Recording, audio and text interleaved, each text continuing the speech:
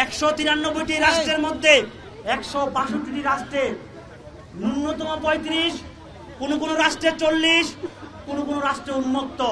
কিন্তু ভারত এবং পাকিস্তান ছাড়া আর প্রত্যেকটি সার্কভুক্ত রাষ্ট্রের মধ্যে চাকরিতে আবেদনের বয়স সীমা ন্যূনতম 35।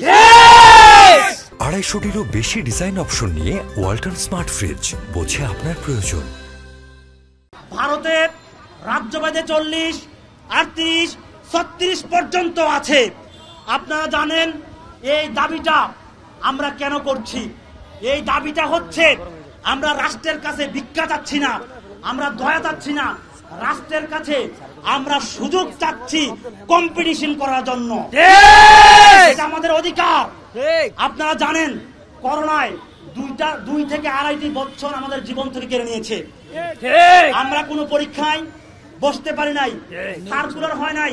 সারা পৃথিবী যখন স্থবির ছিল তখন কোনো পরীক্ষা হয় নাই, কোনো সার্কুলার হয় নাই।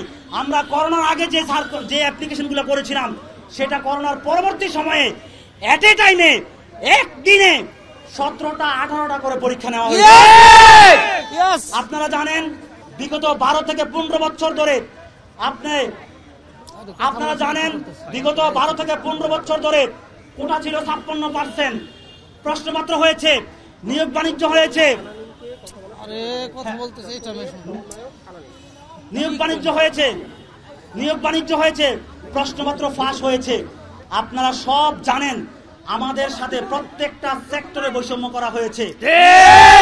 আপনারা জানেন বিগত সরকার 2018 সালে নির্বাচনী ইশতেহারে দিয়েছিল যে 35 বাস্তবায়ন করে দিবে। 2024 স্বাধীনতা সার্বভৌম একটা বৈষম্যহীন রাষ্ট্রের মাধ্যমে আজকে একটা স্বাধীন দেশ আমরা পেয়েছি। সেখানে কেন আমরা আজকে রাজপথে থাকতে হবে? আপনারা জানেন এই দাবিটা ব্যাপারে জরিপ হয়েছিল, প্রথম আলো করেছে, ইন্ডিপেন্ডেন্ট করেছে, ডয়েচ বেলে করেছে, বাংলাদেশের প্রত্যেকটা মিডিয়া এই দাবির ব্যাপারে জরিপ করেছিল। প্রত্যেকটা মিডিয়াতে এই 35-এর পক্ষে 70% থেকে 90% পর্যন্ত ভোট পড়েছিল। এই একটা যৌক্তিক দাবিকে আপনারা কেন উপেক্ষা করছেন? ছাত্র সমাজ এটা নিয়ে আজকে হাজারো বার বলবো, হাজারো বার ছাত্র সমাজ রাজপথে থাকতে হচ্ছে। আপনারা এই যৌক্তিক দাবিটাকে অনতি বিলম্বে বাস্তবায়ন করে আমাদেরকে পড়ার টেবিলে ফিরে যেতে আমাদেরকে সহযোগিতা করুন। অন্যথায় এই ছাত্র সমাজ রাজপথে ছিল, রাজপথে আছে, যতক্ষণ না পর্যন্ত আমাদের প্রাণের দাবি বাস্তবায়ন না হচ্ছে রাজপথের থেকেই ছাত্র সমাজ বাস্তবায়ন।